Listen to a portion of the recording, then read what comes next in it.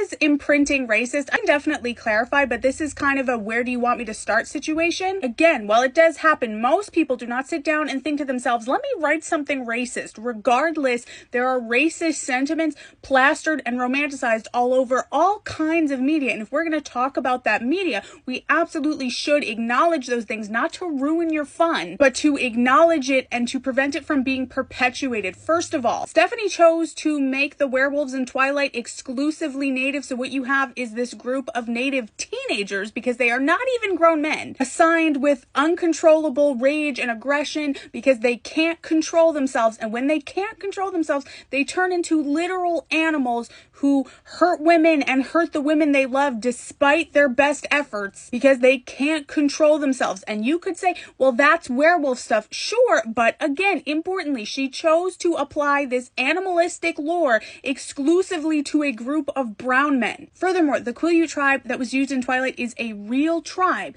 that was misappropriated, and I highly recommend checking out Truth versus Twilight, which is a website that they created to defend themselves against these depictions. And then you get into imprinting, which is supposed to be like the werewolf version of a soulmate concept on the surface, but it is literally described by Stephanie herself as a loss of free will. So the idea of love for these characters is them literally being forced into servitude. They have no choice over who they imprint on, and then once they do, they have no choice but to physically obey that person's demands. So you have this mandate applied exclusively to the native characters where they are forced into servitude and brainwashed to be happy about it. And then despite that, the aggressor theme is still doubled down on with Sam and Emily because, again, he just can't control himself even though he lives for Emily and literally has to obey her like a servant. And then it's taken several steps further by having them imprint on babies and children, which, although they have no autonomy over, is